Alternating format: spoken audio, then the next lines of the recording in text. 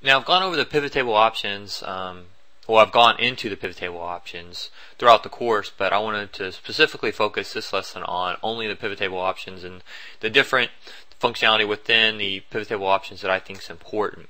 So if you go to the pivot table and you right click it and choose pivot table options, now here you have 5 different tabs that you can choose from in here, and you can also name your pivot table behind the scenes whatever you want.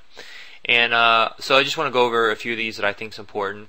So like currently I have set for empty cells show 0. So if I were to take that out, for instance, notice how now there's gaps in my data because there's no values there.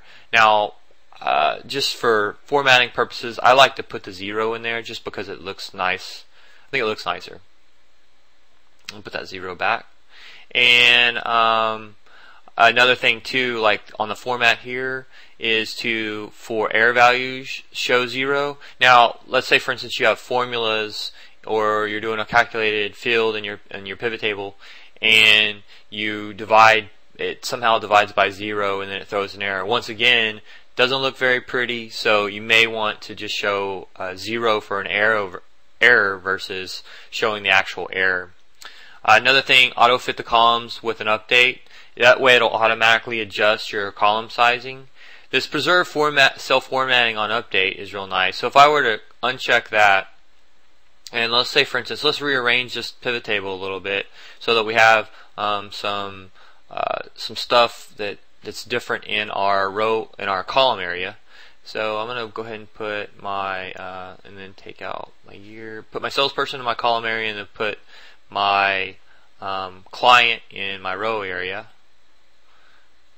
And alright, so let's say we want to let's adjust this at an angle here. I'm going to format my cells and I'm going to make my alignment 45 degrees. Now let's do an update here or a refresh.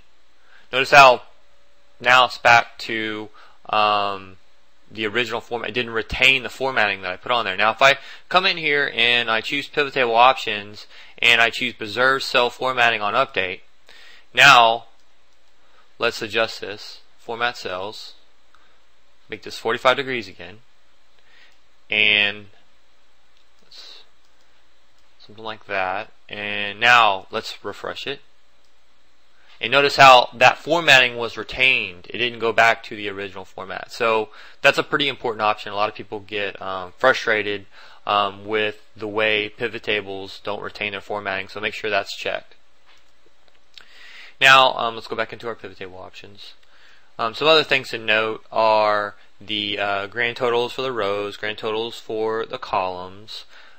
On your display, the classic pivot table layout, I like to use that a lot. And then also this show expand collapse buttons. So if we were to go back in here and let's put employee in here, and notice here's our expand collapse buttons here.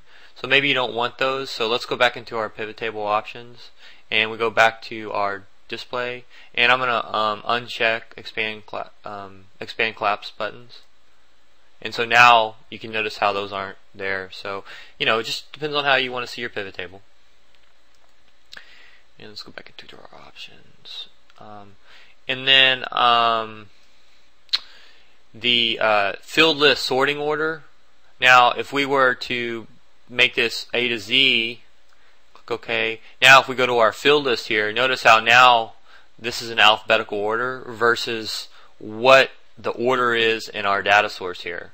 So this is actually pretty cool new functionality within the pivot tables, because normally prior to Excel 2007 you couldn't put this in alphabetical order unless you arranged your data source columns here in alphabetical order. So let's go back into our pivot table options and see display, and I want to look at printing. Now if you want to print your expand collapse buttons, that's something that you want to make note of, because a lot of times you won't want to print those with whenever you actually print the pivot table.